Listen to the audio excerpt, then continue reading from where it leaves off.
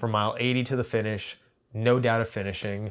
Thought I was gonna die at mile at mile like 237, 238 because I was so tired. I even recorded a message for my wife and kids in case they did find me out there. So I wouldn't say that was doubt at finishing. I always, at that point, I still was like, you're gonna finish this or you're not gonna, live to see the failure.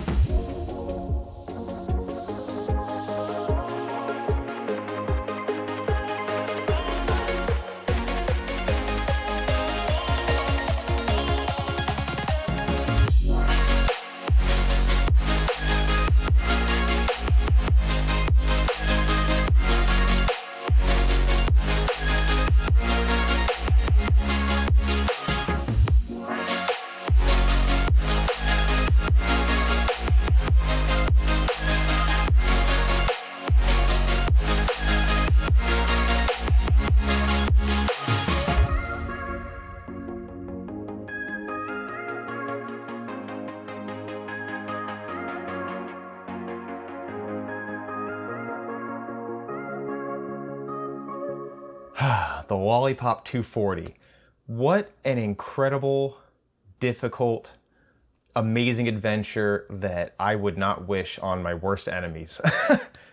So today, what I want to discuss is the Lollipop 240, and I just want to talk about it. I will be playing footage throughout this whole video, but I want you to know that I have a full race video coming. I have 4 hours of footage that I took before, during, and after the event, and I'm going to edit this down. So far, I've gotten it down to about 90 minutes. I'm trying to tighten it up, trim some of the fat, but this video will be taking you alongside me on this entire journey from the very start to the very finish, plus a little bit after. I deal with some pretty strong feelings, so this will be it's a passenger seat into this whole journey. This video, as I mentioned, this is a discussion. This is me talking about, the different difficult sections, how I felt, my strategy, just some of the stuff that doesn't quite fit in that video, but things that I wanna talk about and that I wanna share. So one major aspect of this FKT is that I decided to do it about 1 week before I actually took it on. Now, this isn't to say that I wasn't planning on doing this for a long time. I actually was planning it for about an entire year before I actually took on the course, but due to races, due to work schedule, I could just never find the time to take 3, 4, 5 days. I mean, I had to plan on this either taking 3 days, 5 days, maybe 6 days. So I could never find the perfect time with childcare, with work. So when I saw that the weather was perfect a week out, I knew that, hey, this is my chance. I can go take on this route. And the hard part about this was that I didn't have a taper. I'm training for a Cruel Jewel 100 and I'm trying to really set an awesome time in that. So I've been doing some 90+ mile weeks. And on the Saturday before I took off for this thing, I was in the middle of a pretty big training week, and I asked my wife, I said, hey, can I do this? And she said, you know what, go for it. So I immediately went into recovery mode, and I had about 4 days of taper before I actually took on the route, which as I'll detail, it actually played a pretty heavy role in my mind on the first half of the course. But this was something that I am so happy that I decided to do, obviously because I finished. And I'm thankful to my wife, I'm thankful to my mother-in-law, my father-in-law for helping watch my kids. And it's just, I have such a good support system around me, and I really do appreciate that. So before we get too far into it, I'm gonna give a brief overview of this. I already talked about it in another video, but I just need to, explain a little more for the first time viewers. So the Lollipop 240, this is actually a 243-mile route. It starts at Hobe Sound Beach. It goes along the Ocean to Lake Trail, which is 62.5 miles. Then it goes around the Lake Okeechobee Scenic Trail, which is 118 miles.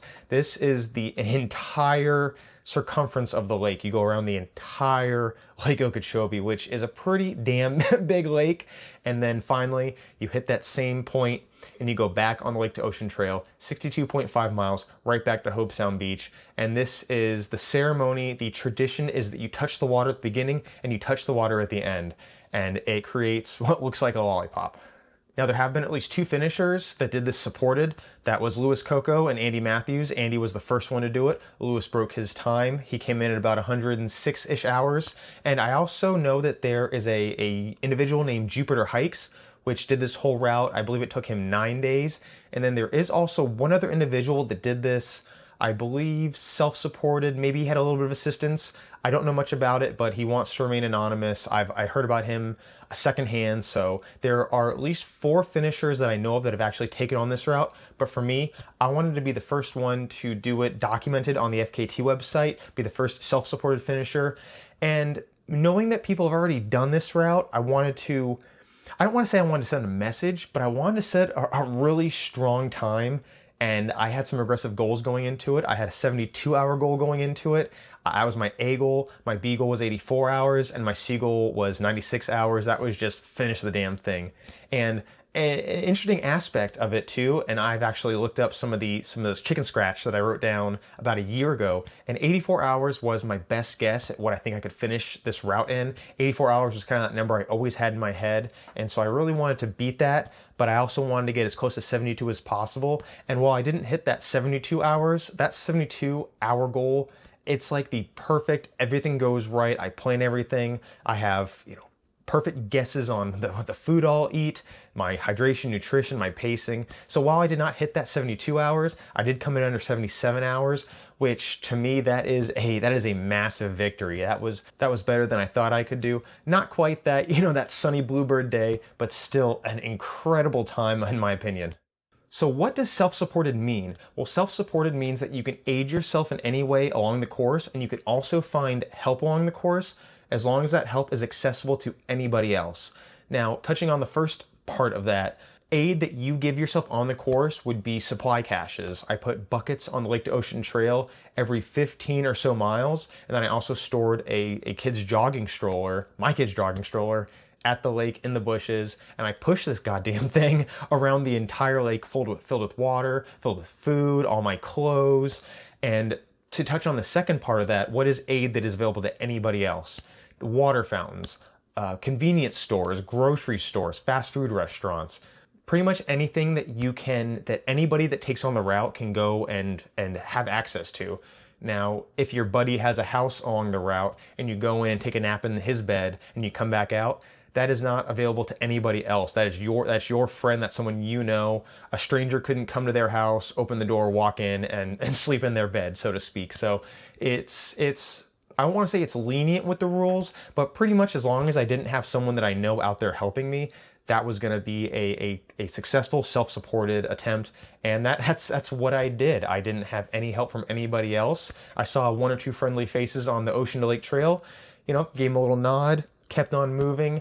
And, you can't really acknowledge anybody else if somebody gives you, words of encouragement out on the route. That is actually, I believe, considered assistance. So whenever I saw somebody that, knew me on the Ocean to Lake Trail, I would just, give them a nod and moved on by. And like I said, this was only twice that happened, but these people knew the rules too. They kind of, gave me a glance and kept on moving.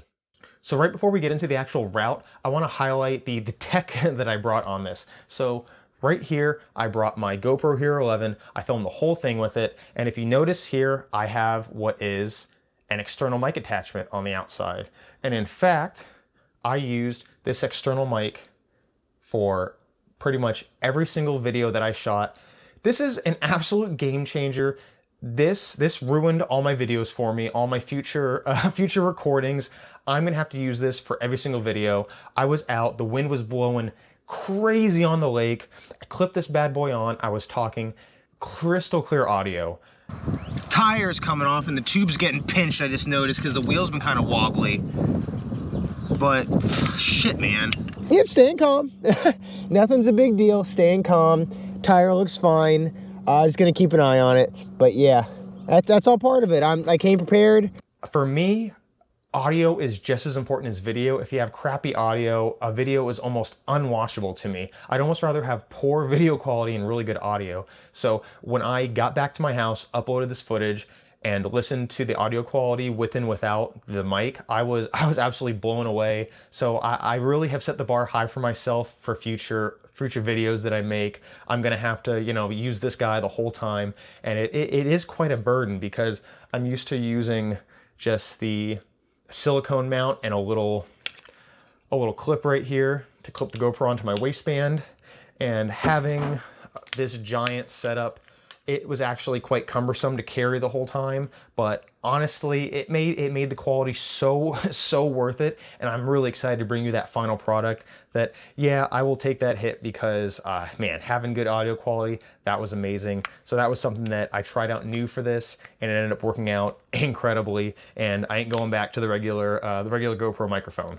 Okay, so with that interruption out of the way, I want to get back to the route, and this route started on Friday morning at the beach. Get my crap on, and I am off, and I am going.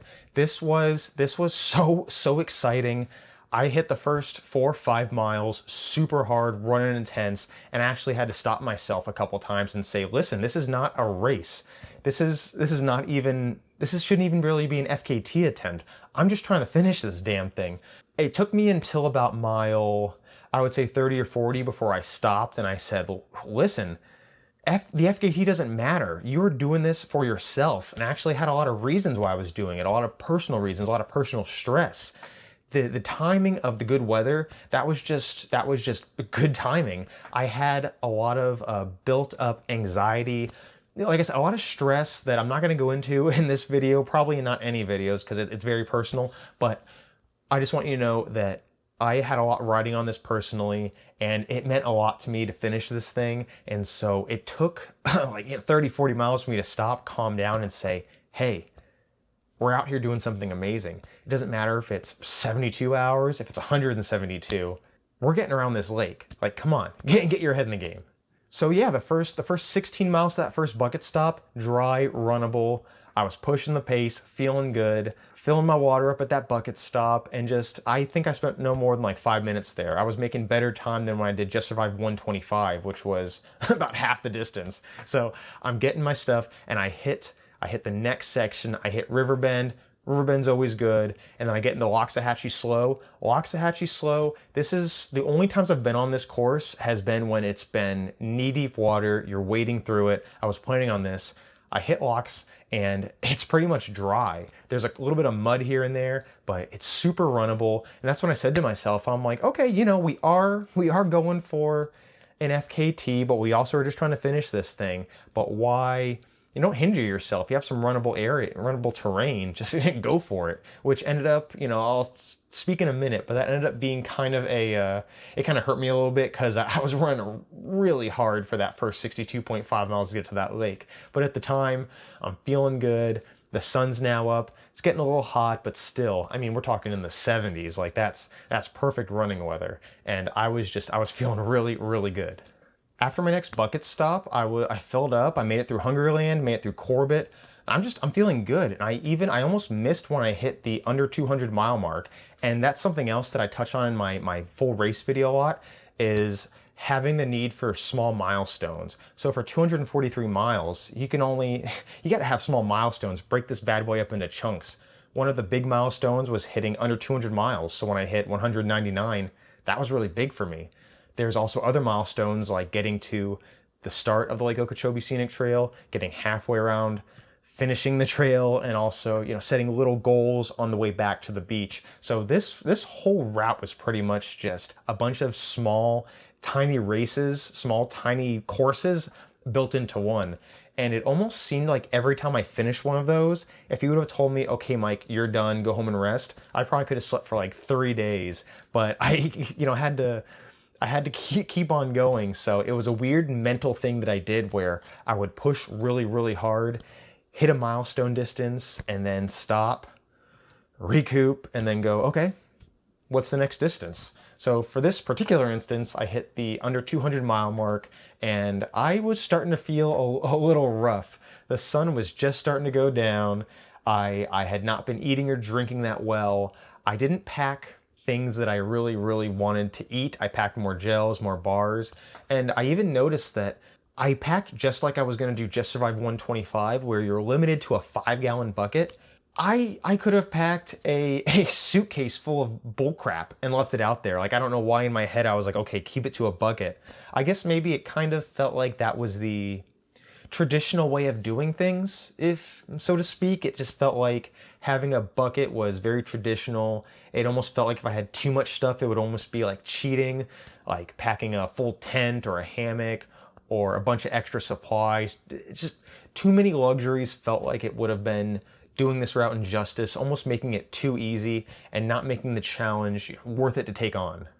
So, as I say that there, at the time I probably would have wished there was a lot more luxuries, because at mile 60, about 2.5 miles before I got to the end of the Ocean to Lake Trail, I dry heaved, I threw up, the stomach bile. I was feeling pretty bad. That was the first time in my mind I was like, are we gonna finish this thing? What what am I doing out here? I also started thinking about the fact that I did have that really short taper. I thought in my head, I'm like, man, when I did all my other races, every other race I do, I usually have at least 1 week of a solid taper, if not, 2 weeks. This one, I had maybe 4 days of tapering. I came in off of some very, very, very heavy training weeks. And so in my head, I'm like, man, this was going to require the best of yourself. What are you doing? What are you doing out here, not at your physical peak, not fully recovered? And that was a thought that I had to battle until well around the lake. I was a good chunk around the lake before I just stopped thinking that and just realized that, that was just that little devil on my shoulder saying, what are you doing? Stop. And it took a lot to suppress that devil. Now, getting to the end of the Ocean to Lake Trail, 14 and a half hours, a little under 14 and a half. This is a really good time, especially when you're 62 miles into a 243 mile effort. This was a mistake. I'm going to avoid saying mistake. I think if I would have eaten better on the trail, I don't think this would have been a mistake, but for the fact that I was eating so little, drinking so little, bordering on mistake. But I got there and I heated up some ramen. I packed my stroller. I got everything out of my dry bags. I set everything up, laid my sleeping bag out, and all said and done, I was there for 2 hours until I started moving on the lake. 2 hours is a pretty significant time to rest. Like I said, an hour of that was setting stuff up, making some food, making sure all my stuff was ready. And then 1 hour of it was actually a pretty decent sleep. I fell asleep pretty quickly and I woke up, felt rigid as hell. And that was the first time when I was like, man, okay, what's it gonna feel like to quit? What's it gonna feel like to talk a big game and quit? I didn't really talk a big game for this one, but at Death at Dupuis, I said I was going to go 200 miles minimum, hit 104 and quit. So that was a backyard ultra I just did. And so I talked a big game at that one, didn't succeed, stopped halfway toward my goal. And now for the Lollipop 243, I had everyone following me, and to stop at mile 62 and a half, I'm like, that would pretty much ruin my credibility, and I would just be seen as someone that talks a big game and can't deliver, that aims too high. So a big part of me to keep it on moving was, a little bit of ego. Not gonna lie, sometimes ego drives us to do things that we don't want to do because we don't want to. It was important to finish this route to me, but it's also important about how other people see me. And that's just the honest truth. I want to be seen as someone who's tough, and for me to quit all these events, that not only proves to me that I'm not tough, but it also shows you guys that I'm not tough. Another reason why I kept moving was Mike Straczynski. He said when you get to the lake, don't focus on the lake as 118 miles. Get halfway around the lake. Look at the other side of the lake, make it there, then keep moving. And so it was really important for me to try to push to get to that halfway around the lake. And a third reason, and probably I would say the most important reason, and one that I learned through experience, through actually doing it, was when I was with Matt Clapper on a cross-border 200. We were at mile 80, and I felt terrible. I was like, man, I can't go on anymore. How am I going to help Matt finish this thing? I'm dropping. And I told him, I'm like, dude, I can't do this. I'm like, I'm not. I'll try to crew you. I'll try to get you to the finish line. He went, shut up. No, keep going. And I was pissed off at him for a while. He wouldn't let me quit. I was cursing in my head. I'm like, this is bullshit. I'm like, this guy doesn't know what he's talking about. I'm done. And it took about to mile 100, maybe 110 before something just happened and I had a complete mental flip. Like I got out of my funk and I kept moving, and my mood for the rest of that entire race was completely changed. And so for across Florida, like I just said, it took 20 or 30 miles for me to snap out of that funk. So I told myself, okay, I'm at mile 62 and a half, get to mile 80, try for mile 90, see how you feel. And yeah, I got to mile 80, and at mile 80 was the final time that I thought, am I going to finish this thing or not? After mile 80, it was nothing but positivity, smiles, and hey, I'm going to finish this thing. Pending getting hit by a car in one of the dangerous road crossings, I'm going to finish this thing. So that was pretty wild to spend well over 2/3 of the race, the last 2/3, knowing I was going to finish. That was really cool. Not gonna lie, that was really cool having that confidence, and not only having that confidence, but each checkpoint I hit, each mile I took, that confidence didn't waver, and I knew I was gonna finish this thing. Now, that's actually kind of surprising when I look back at it, because for the first 20 miles of the lake, I started late at night, went into the morning. I had nothing but I think it was at least a 20-mile-per-hour headwind. This headwind, if I was running, it would have made it difficult, but I was pushing a stroller that weighed a ton, and when I would try to run, it would push me back. So the most energy conservative way to traverse the lake was to just have a power walk and push the stroller, because running wasn't doing it. But a nice power walk, putting my head down, leaning forward, that kept me at a consistent pace. And I essentially all through the night just power walked, didn't stop, power walked, power walked, power walked. And by the time morning came, the wind was still blowing hard. I think it took about at least 30 to 40 miles on the lake before I finally turned over to the north side and I had a crosswind. Once I had that crosswind, I could do a little bit of jogging, but that was a strong few hours of nothing but power walking. And I'm gonna say this actually, I think it helped me out a lot, because by the time the next afternoon hit, I felt really good. Like I felt like I had recovered over the night. On that first 30, 40 miles, I was eating like crazy. I stopped at a Dunkin' Donuts, got donuts, I got sandwiches, I got stuff from the gas station, like a brisk pink drink. I was drinking a lot of those. I got apple juice, and I was just carbing up, power walking. And by the time that afternoon hit, I was feeling like really good. I was running, and I was shocked. I was like, I'm recovering. I'm taking on this FKT. I'm not stopping moving, but just by power walking, I actually feel energy come back to my legs. I feel energy come back to my body. Fatigue is going away. So that was a really surreal feeling, and that was something cool to learn and experience, to know that if I'm ever hurting in a long event like this, I can recover, and there's a possibility that I'll rally real hard. And as you see, when I got halfway around the lake, I rallied quite hard, and I put in quite a Herculean effort to finish that lake. So speaking of getting to the halfway point, I hit the halfway point of my journey. It felt pretty cool. I think I made a quick Facebook video, but what was on my mind was going an extra 6 miles to get to Moorhaven. Now Moorhaven, there is nothing special about Moorhaven except that there is a nice covered area with picnic tables and with a bathroom and water. And this is where I was gonna stop, lay all my gear out, make some food, get a nap, and just reassess all my stuff. One thing, I carried so much stuff. I had, like I said, I had clothes, food, water, medicine, gear.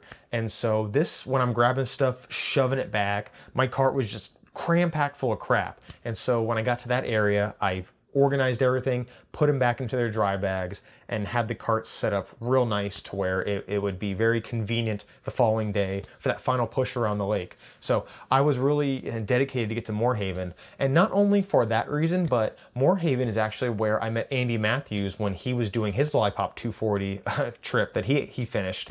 And that was kind of the point to where, I don't know, there was something special. For some reason in my head, there was something special about it. Like when I was covering the few miles that I ran with him, getting to Moorhaven was big, because I was like, man, once I get to Moorhaven, it's just a short, skip, another, short skip. I exaggerate. Now there's 60 miles to get to the end of that Lake Okeechobee Scenic Trail. But for some reason now I'm drawing a real blank about why it was so special to get there. I think maybe the main reason was just I had a place to sit down on a bench, cook some food, and have a little bit of covered shade and have a little bit of security from that shelter. Now, Moorhaven, it was really nice. I got all my stuff organized, but right as I was getting ready to lay down and take a nap, a security guard pulled up, and I'm looking down. I'm wearing like a flannel shirt. I'm pushing a cart full of bullshit, and I'm like, I kind of look like a vagrant right now. And so I decided to, I don't want to mess with the security guards or the cops or whoever was there. So I went and I went down the trail, and I decided to take a nap kind of on the side of the trail, a little outside of the park. And this was the best hour of sleep I have ever gotten. It was incredible, except when I woke up, I was chilled to the bone. I only had a sleeping bag. I didn't have a sleeping pad. I was trying to pack some luxuries, but not too many luxuries. And so I woke up, all the heat was sucked from my body, and immediately I'm getting up, I'm scrambling, getting my stuff on. But once I get dressed and get moving, I'm feeling really good. And the rest of that night was pretty much a power hike, a run, power hike, a run. And it was a tough night, but I made a lot of good time. And once that sun came up, I realized how good a time I was making. And I started doing some calculations of when I would get to the end of the Lake Okeechobee Scenic Trail, potentially when I would finish. Something else I do in a lot of these really, really long events is that I plan constantly. You have a lot of time to plan because you get bored. So what I do is I plan 30 minutes ahead, an hour ahead, 5 hours, 10 hours, 24 hours. If in an hour, I'm going to eat this. If this doesn't sound good, I'm going to eat this. Where's my next water coming from? Okay, at mile and 6 hours, I'm going to stop and take a break here. If I don't make it to that point, I'm going to go a little further, maybe it'll take me a little longer and have to take a break, a little bit later. I might have to rest for 30 more minutes. And you get it. I can go on and on and on, but there's so much that goes through my mind. And that's why I think I'm kind of decent at these events, is because I do so much risk assessment, so much planning, and so much contingency planning on, hey, if I don't feel good here, this is what I'm going to do. If I feel great here, skip the aid station stop or skip the rest, keep pushing. So all that to say that the sun came up, I saw how good a time I was making, and I started doing that mental math, and I was like, if I could push hard, if I can get to the end of that Lake Okeechobee Scenic Trail, I can hit that by like 6 p.m. If I hit that by 6 p.m., I can take on the final 62.5 miles by maybe 7 p.m. after a short rest and really hammer the hardest sections during the night, the sections where I'd require the most water. And not carrying that much water at night makes me lighter, makes me run faster. So this all was going through my head for the last 40 miles around the lake. And this last 40 miles, it was wild. I couldn't believe how much running I was doing. I couldn't believe how good I felt, how positive I felt. And this kind of ties back to my point of I saw each of these sections as their own individual route. Cause I was pushing so damn hard that it hit me a few times. I'm like, okay, you're not stopping at the lake. You still have to go 62.5 miles. But in my head, then I'd also, that little devil was back, and he was saying, push hard, go as fast as you can. And so I was listening to that devil quite a bit. And I do have to thank that devil on my shoulder, because he did push me to go pretty hard, and I didn't bonk. So a little bit of luck, a little bit of planning. But yeah, that last day, that was one of the best. That was an awesome day. That was one of the best days of running that I've ever done. And it was hot, but I was covered up. I was cooling myself down. I was hiding under my blanket sometimes just to get a little bit of shade. But overall, I maintained a good positivity. Lo and behold, I got to the end of that Lake Okeechobee Scenic Trail, 6 p.m., rested up, and at 7 p.m., I was ready to take off. And at this point, I really didn't want to think about the lake too much, but a thought that stuck out in my mind, and I still have now, is that it wasn't that bad. In terms of, I thought it was going to be my own personal hell. I thought the lake was going to be so boring and monotonous, and yes, it was, but it was just a fun journey. There was different sections, the houses to look at, the lake's not just the same. There's bayous, there's canals, there's a lot of really cool stuff around the lake. So it really wasn't as bad as I thought. It was unique, and I never want to do it again. I may do lost 118, but I'm not making any promises. But going back to it, I got to the end of that one part, geared up, and I was moving around, and I actually was like, man, my legs aren't stiff. Like, I feel kind of good. Took off, lightweight, finally had, my hydration pack back on, and didn't have to push a stroller. And I started running. And I went, okay, run for a minute, take a minute off. Well, after a minute, I'm feeling pretty damn good. Maybe 2 minutes, 3, 4, 5, 6, 7, 8, 9, 10. Before I knew it, I was doing 12-minute miles. I was doing 5, 6, 7-minute runs, a quick power walk for a minute or two, and then boom, taking off running again. And I did this until I burnt myself out. It took about 10 to 12 miles, but I finally was like, it hit me. I'm like, okay, sleep deprivation is hitting me right now. Like, I still, after 12 miles, I got 50 more to go. And I got to my bucket stop at Power Lines, which was about 15-ish miles in. And I was like, okay, that was really stupid. I'm making great time, but that was really stupid. And I tried to take a nap there. Mosquitoes everywhere. Here's where I was like, God, I could have packed a freaking tent or something, or at least a mosquito net, not, everything in this bucket. That was actually kind of good because I laid there for a few minutes, tried to drift off to sleep. I couldn't, and decided to keep on moving. And I hit Corbett. Now, if you don't know Corbett, the Corbett section, I mean, coming out, it's tough too, but going back with almost 200 miles on my legs, that section is miserable. So let me just say, when I did Just Survive 125, which is an out and back on the Ocean to Lake Trail, totaling 125 miles, this section of Corbett on the return trip took me 6.5 hours. With 200 miles on my legs, this same section took me 4.5 hours. And like I said, trail conditions were a little better, but I mean, come on, 200 miles on my legs and I covered this incredibly tough section in 4.5 hours. I don't brag about my achievements very much, but this was something it was really special to me, knowing that beaten down, legs hurt, sleep deprived, I could put in some work. I'm so proud of it, and I want to brag a little bit about it because that whole night was so tough. I didn't get a lot of it on camera, so you're not going to see that in the full-length video that I produce, but that return trip, I'd look down at my watch and I would see it and I would go, okay, 4 hours till sunrise. I'd push. Don't stop. It hurts. Don't stop. Look down at my watch. A lifetime went by. 3 hours till sunrise. Push. 2 hours till sunrise. Finally, I hit one section and I heard it's a water crossing up to my knees and gators everywhere. I tell you what, if you're ever tired on a trail run, you want to wake up a little bit, start walking in gator infested water. Man, that will wake you up. And I have to say, once I crossed that, it was almost like a shot of adrenaline hit me, and that kept me going till that sunrise. And once that sunrise hit, I was feeling really good. But man, that was in the moment. I almost decided to wait until sunrise. I almost decided to sit on the trail for 2-3 hours, wait until the sun came up, and I was like, let's risk a life and limb to try to get under 80-hour time. I still had this goal of going under 80 hours. And I was like, man, I can't wait here for like 2-3 hours. That's gonna suck. So I decided to push on. And now like I said, I'm really happy that I was able to hit Corbett 4.5 hours. Really proud of that. And this was about the time where the real pain set in. I started really feeling the miles.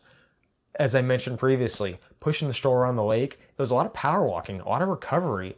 I would get tired, I'd push the stroller, lean on it a little bit, but overall it was a nice consistent go around the lake. Now here we are, last 60 miles, last 40 miles, and I'm really hammered toward that finish line. I could see the end in sight, and with 30 miles to go is where I was like, okay, this is getting crazy. A weird thing started happening in my mind. I started feeling so beat down, so tired, that I started being really disappointed in my performance. I was like, man, you're going so slow. What are you doing? And I would think like that for like 30 minutes or an hour, just really beating myself down. Like, you thought you were such a badass around the lake. Look at you now. And then I would stop and then have like this sudden revelation of like, I'm still on track to go well under 80 hours. I'm on track to hit like 77 hours. Like, why am I feeling down for myself? Even if I had to walk the rest of the thing in, I'm probably still coming in under 80 hours. That's amazing. What am I being so hard on myself for? And this ping-ponged constantly. Every 30, 45 minutes, it would just ping-pong back and forth between, you suck, what are you doing out here? You're so stupid, to look at what you're doing out here. You're awesome. And it's really hard to put into words what it feels like just to have these swings in mentality. But it was wild. I hope I'm doing justice to it now, but just to have your mind fighting against itself and fighting back, and that's one of the reasons why I do these long, crazy events, is to just witness physical and mental revelations and changes like that. So we're almost there. I get to my final bucket. I get to this final bucket, and I set the camera up because I really wanted to get this just to get Straczynski, but because he did something like this in a previous race. But I get my bucket, I dump everything out, I plop it down, and I sit my ass down on it, and I just put my head in my hands. And I did that as a kind of as an homage to to Mike Straczynski, because he did something like that in Just Survive 125 a few years back. It's funny because I did that and I actually felt pretty bad. I sat there, I looked down, I'm feeling rough, but then I look up and I go, this really, really sucks. I'm in a lot of pain, but I'm doing this. I'm actually feeling pretty good now that I'm sitting here. It took like 30 seconds of me just not moving, of sitting in the shade, just to go, okay, this isn't too bad. I got 16 miles to go. Like, I can cover this in 5 hours at most, maybe even less than 5 hours. And it was, again, one of those incredible feelings to where I couldn't believe within a 30-second period, I went from it's impossible to move another step to let's finish this damn thing out. Let's run some. And that's just what I did. Swapped my gear, measured my water out perfectly. It was going to get hot during the day, but I didn't want to carry too much because my legs were feeling it. So packed everything up, started running. I started running hard. I got a mile in, 2, 3, 4, 5, 6. I got 6 miles in before I bonked again. And I bonked hard. I'm not going to lie. Miles 6 to, like 10, 11. That was some of the hardest anything I've ever done in my entire life. I thought that 1 hour going by when I was in Corbett was rough. I would walk. I was so tired. I'd look down. I went 1/10 of a mile. Okay, don't look at your watch anymore. Just don't look at it. Try to guess when a mile's gonna be. Walk. Run some. Oh, that was a bad idea. Walk. Look down. 0.2 miles have gone by. 2/10 of a mile. I thought I had gone a mile, and I'd gone no more than 2/10 of a mile. I'm not going to draw this part out because it was drawn out enough for me in real life, but I was miserable. In my head, I'm like, okay, this will be done in under 2 hours. 2 hours to someone like me at that point was inconceivable. I couldn't even imagine doing this for another 10 minutes. And at one point, I even sat down and I slumped over. My shoulders crashed, my head hit my chest, and I was like, am I gonna die sitting here on this trail? Am I gonna die right here? And I actually consciously willed myself to lift my head up, to straighten my posture, and to talk and say, no, Mike, you have this. This is rough, but you have this. Something along those lines. And I felt myself like wanting to collapse over, but I also felt really strong knowing that I could command my body to not give in. And I think I probably could have, if I really decided to give up mentally, I could have fallen asleep right there, head crashed against my chest, and I probably wouldn't have finished this thing. Like, if I really, really wasn't motivated, and I really was set on quitting, I could have just my body would have been done right there. But I willed myself to sit up and say, keep going. And this I'll discuss this in the full-length video I'm going to post. I promise you this isn't just an advertisement for that. There's stuff that I don't want to repeat twice, but this is why I do these hard things, to get to this moment, to get to that moment where I'm unlocking that door in my mind, that door that shows me this is your full potential. Like you have this forever. And once you step through that door, you see there's like multiple avenues. There's multiple more doors. There's multiple different more challenges you can take on, push yourself, and unlock that next door and see more of your potential. This is another thing that's kind of hard for me to explain, and it's something that happened after a CrossFit of 200. And if you talk to Loveland Findlay or Matt Clapper, they'll tell you the exact same thing. It's that it's almost like a switch flips in your brain, and you can realize that I can do anything that I want to with, of course, good training, good planning, and the proper mindset. But all that to say that these 4 miles caked right at the end, right before the final 2 or 3, this is where the magic happens. And while each mile I took was a gift and incredible, and it showed me something, these 4, that was what I was out here for. It was to show myself that, no, I can still push on, even though I'm positive that my body needs to shut down. It doesn't. I'm gonna will it not to. So that was not appreciated in the moment or for the few days after the moment. And right now, about a week later, I'm now appreciating it in the moment. And right after, I'll talk about that in a minute, but it wasn't great.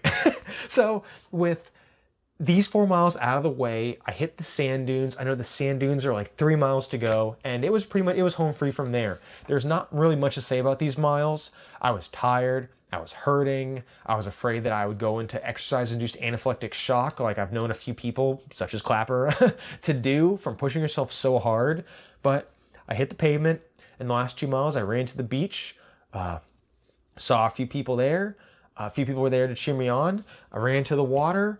I touched it, and I was done. And I felt not a lot. I thought I was going to feel happiness, anger, pain, anything. I got done. I got a seat, and I was like, okay, that was that. And I'm not to say I don't appreciate people being there, but I almost wish that was another moment I could have spent alone.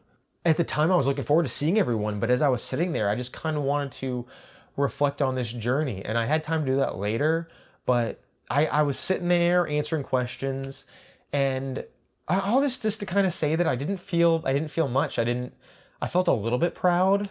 I felt a little stupid.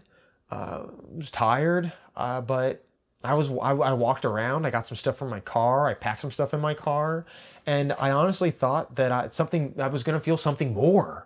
And it wasn't there.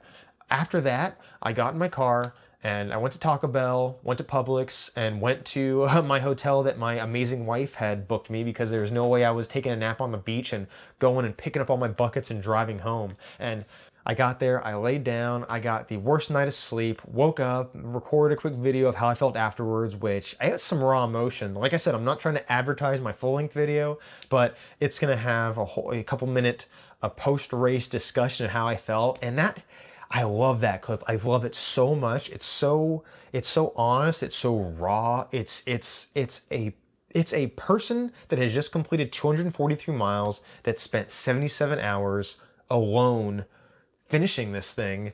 And it's a look into what it takes to mentally process something of that magnitude, or at least begin to try to mentally process something of that magnitude. Following that, I mean, there's not much to it. I'm going to breeze through this. I went, got my buckets, packed everything up, drove home. This was actually real nice, hitting the spots where I was, had all my supplies, and in the moment I was struggling, I was hurting, and hitting that and just reliving it, looking at the scenery, especially the lake where I spent a lot of time, motivating myself to keep moving and then having all this motivation to finish it. It was really cool. It was just really cool seeing those spots and packing the gear up. So at this point, I really began to mentally process the whole journey. And I'm not gonna say it's hard to explain. It's actually pretty easy to explain. When you go through something that hard and have that much mental pain, it's really hard to look back on it. This was pretty much self-inflicted torture at some points.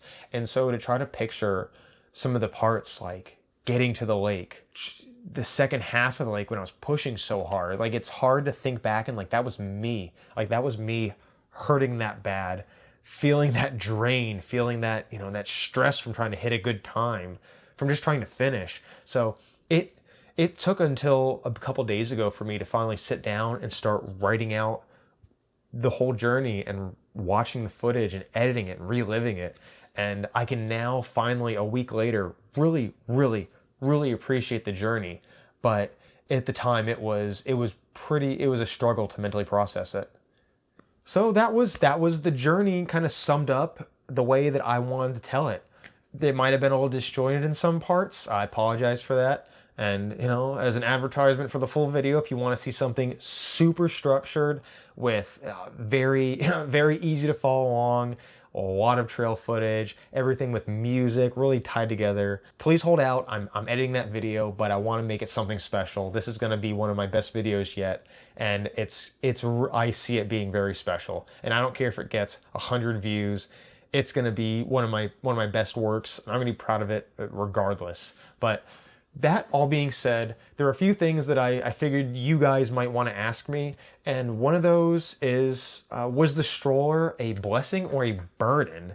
And I've been thinking a lot about that. My original plan was to do bucket drops along the lake every like 10 miles, but the logistics of setting that up, of hiding the buckets, of finding them, of picking it up, it's a nightmare. And like I said, I had a real desire to do this as traditional as possible, and I feel like having too many buckets would have really taken away from the route, and so I decided to push the stroller. Everyone that's tried it before has pushed a stroller. Even Andy Matthews, he pushed a stroller for part of his trip, and so I think the stroller was a necessity, and I actually think it ended up being a blessing in the long run. It was a blessing because I literally had everything I needed at every single moment, different food items, water, a camp stove, different clothes, power banks for my electronics. That would have been impossible to try to coordinate that. Somewhere to put my GoPro, somewhere to put my microphone, somewhere to have a little, a little knife in case, something attacked me. So the stroller also allowed me to slow down. Like I said, do that power walking, recover during the event. I would lean a little bit of my weight on the stroller, and it would take some weight off my lower back. It would allow me to just drive forward with my feet. Now, you couldn't put a lot of weight on it, but I think enough to make a damn difference. And I think that helped me recover. And I think if I would have been trying to run around the whole lake with a vest, I think my back would have been hurting, hamstrings, knees. I also think I would have pushed the pace way too hard on the first half of the lake and bonked on the second half, and then really been, like I said, with that pack, tired shoulders, tired back and tired hamstrings, that'll take you out of a race immediately. So I think not having to wear a pack, having everything I needed, and having something to force me to slow down, it was a blessing in the end, and I'm really happy I decided to go with the stroller. Now, saying that, I packed way too much stuff. I packed too much clothes, I packed too much gear, way too much water. I always had at least 2 gallons of water, if not 3, plus 2 extra liter bottles of water. So I was carrying multiple pounds of water. And when you're pushing a stroller like that, extra weight is a lot less of a burden when you're pushing it than when you're carrying it on your back or in a pack. But to push an extra like 4 or 5 pounds of water, that does make a difference, and I should have been able to shed that weight, but I was always concerned about where my next water stop would be, or if I'd hit a hot part and just be chugging water, or need to wash myself off. So, hindsight's 2020. There's a lot less stuff I could have packed, a lot less of my dry food. I stopped and got a lot of food. I stopped and got a lot of apple juice.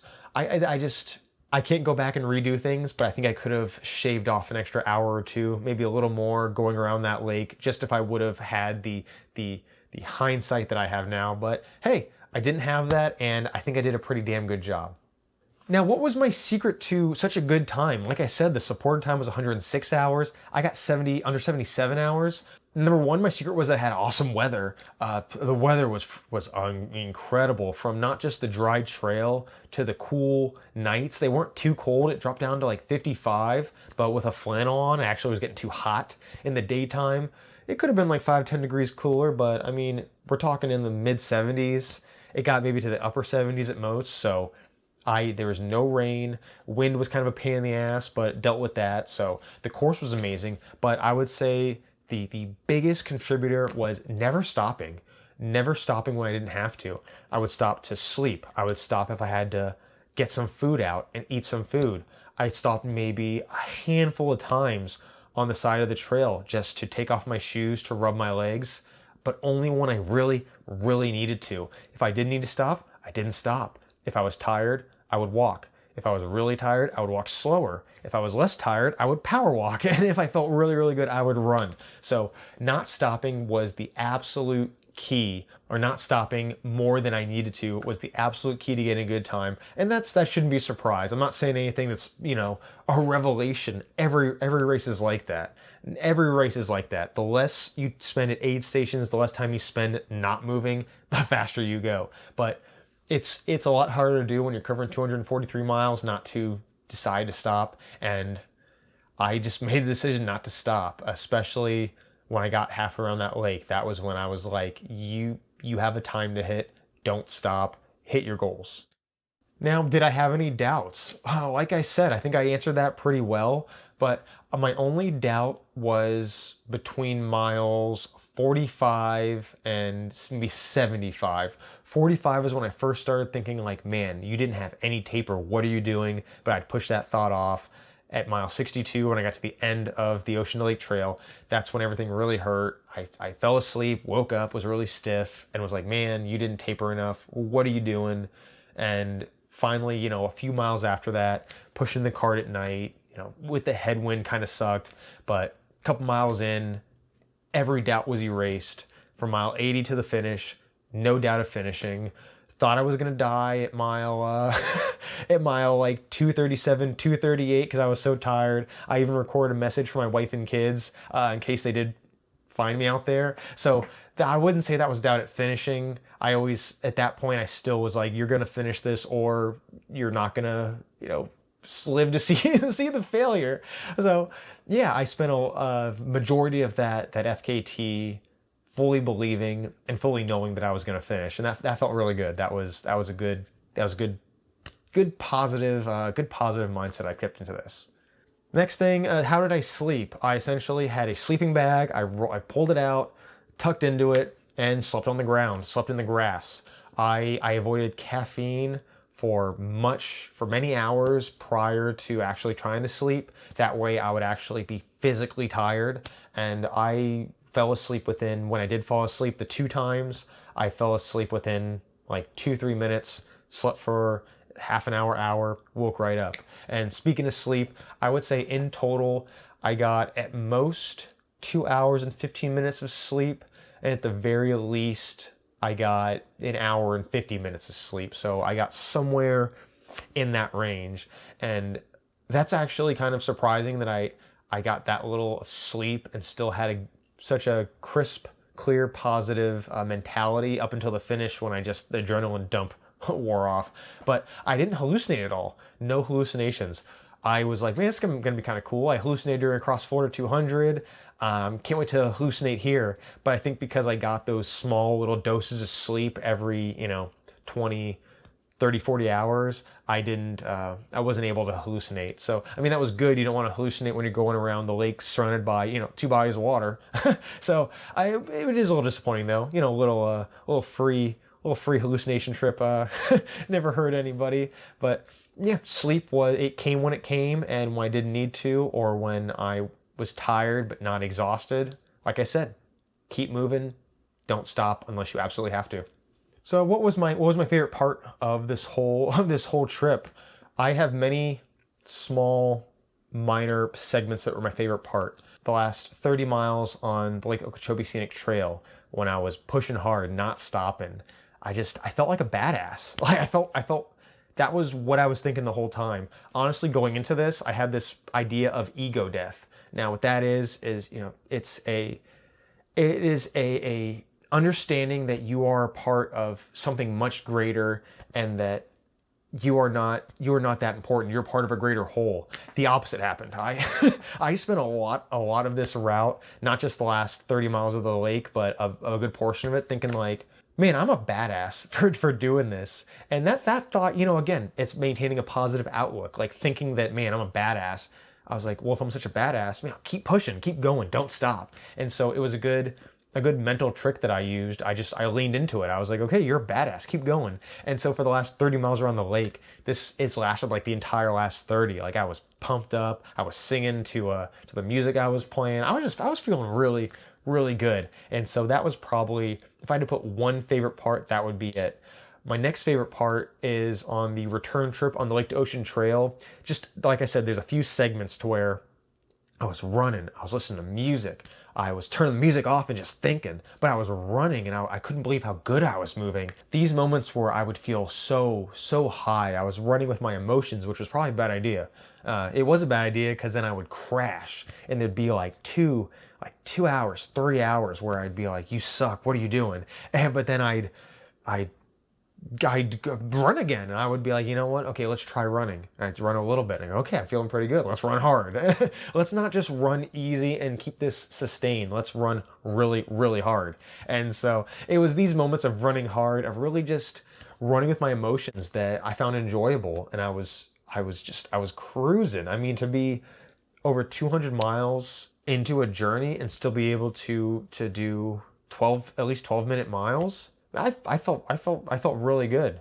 And I say 12-minute miles, and it doesn't sound impressive like after the fact, but for the terrain I covered and for the terrain that I was covering during that running, I think it was pretty impressive I was able to do that. And I don't like bragging about the things that I do, especially because there's people out there that can do the same things as I can, even better. But I felt really good at the pace I was keeping. And again, I thought back, I'm like, man, I'm such a badass. So didn't quite get that ego death I wanted. Quite the opposite. I actually inflated my ego quite a bit. But it was what I needed to get through, and it was really enjoyable. I think back to the most fun moments, and it was when I was just cruising, just feeling like such a badass. And that's pretty much it. If you stuck with me this long, I really appreciate it. I did a lot of rambling, a lot of jumping around, but it was what I wanted to talk about, and I made this video to give just an insight into what this whole trip was about. I thought about making a Facebook post, a quick Facebook video, and nothing would do it quite justice and get my message across as doing something like this. It's a little longer form. I don't know how long this video is going to be. I've been talking for quite a while. I'm going to try to edit it down into something, really palatable. But I had fun just talking about it. I had fun reliving it by explaining it. So if you stuck with me this long and you liked what I had to say, then I think I did my job. I'm really happy. I hope that you got as much out of me talking as I did talking. So thanks for joining me. And just remember, this is not a running podcast. Don't you forget that. This is not a running podcast. And real quick before I go, just because I got a new toy literally today, and I'm not going to make just a video saying, hey, look, I got this cool thing. Look at this. Would you just look at it? This is the Insta360 X4 Insta360, the newest 360-degree action camera. I've been just playing with it today, and I have to say, my poor GoPro, I think I'm going to be selling it. So if you're looking for a GoPro Hero 11 with a whole bunch of really cool accessories, and you're in the Florida area, you're somewhere local to Melbourne, Florida, let me know. I think I'm going to be selling it because this thing is going to do everything that I need it to do, almost as good as the GoPro, but then like way more stuff. Like there's going to be some really cool editing tricks I'm going to be able to do, and amazing shots I'm going to be able to do. I'm not going to go into it, but for a lot of the footage that you'll see, I had to take like a selfie of myself running, and then I had to turn the camera around, film the trail, and then I had to, get like a panning shot. And so I ended up taking, it takes like 3-4 minutes of video to get all the shots I want. And these 3 or 4 minutes are edited down into, I didn't tell you to turn on. And these 3 or 4 minutes are edited down into like a 15 to 20 second segment, which is actually quite a pain in the ass. With this thing, I can just hold it, do what I need, talk, and then edit a single clip down and get the angles I want. It's really cool. This isn't the video to go over that, but I'm just so excited about it, and so excited to bring future videos with this new technology, and just keep increasing the production quality, and keep bringing you guys the best, most true to life, accurate story that I can bring you guys. What happened on this race. You can be in my shoes. You can be alongside me and see it, and that's really important to me. So again, not going to ramble on about that. Thank you for watching this. I'm going to keep making this kind of content. It's so fun to me. It's so fun to do this, and I hope you guys keep watching. Thank you so much. You guys are the best. Now let's get out there. Let's do something amazing.